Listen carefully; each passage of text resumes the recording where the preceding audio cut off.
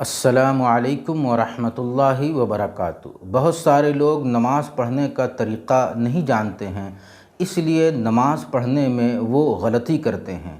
وہ نہیں جانتے کہ نماز پڑھنے کا سنت اور صحیح طریقہ کیا ہے۔ نماز میں ہونے والی انہی غلطیوں میں سے ایک غلطی یہ بھی ہے کہ جب آدمی سجدہ کرنے کے لیے جھکے تو پہلے وہ اپنے دونوں ہاتھوں کو زمین پر رکھے یا اپنے دونوں گھٹنوں کو زمین پر رکھے۔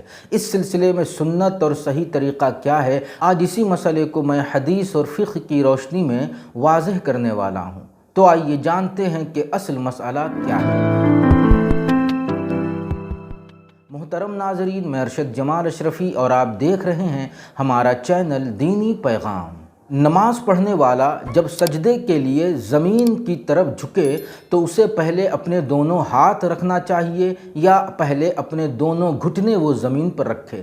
اس سلسلے میں دو حدیثیں پیش کروں گا۔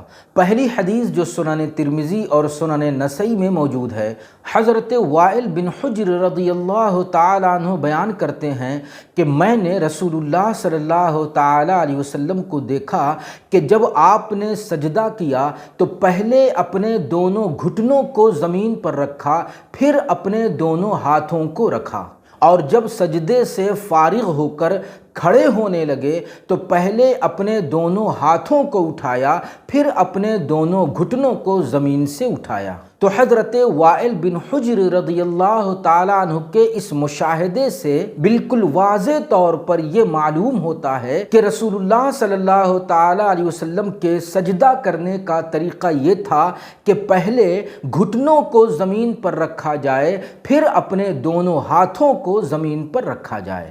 اسی طرح سنن دارقطنی کی ایک حدیث ہے، حضرت انس رضی اللہ تعالیٰ عنہ بیان کرتے ہیں کہ میں نے رسول اللہ صلی اللہ تعالیٰ علیہ وسلم کو دیکھا کہ سجدہ کرتے ہوئے پہلے آپ کے دونوں گھٹنے زمین سے لگے، پھر آپ نے دونوں ہاتھ زمین پر رکھے۔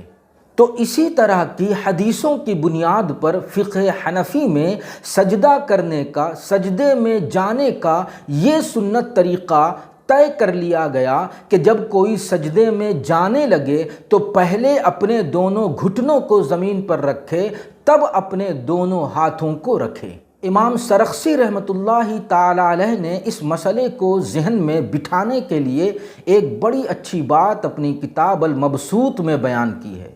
وہ کہتے ہیں کہ کھڑے ہونے کی حالت میں انسان کا جو عضو زمین سے زیادہ قریب ہے، سجدہ کرتے وقت اسی عضو کو زمین پر پہلے رکھے۔ تو دونوں گھٹنے زمین سے زیادہ قریب ہیں، لہٰذا پہلے دونوں گھٹنوں کو رکھے، پھر دونوں ہاتھوں کو رکھے، پھر اپنے چہرے کو سجدے میں رکھے۔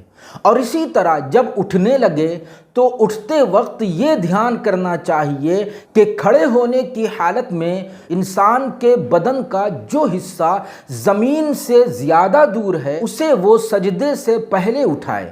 تو چہرہ کھڑے ہونے کی حالت میں سب سے زیادہ زمین سے دور ہے، لہٰذا سجدے سے جب اٹھے تو پہلے اپنے چہرے کو اٹھائے، پھر اپنے دونوں ہاتھوں کو اٹھائے اور اخیر میں اپنے دونوں گھٹنوں کو زمین سے الگ کرے۔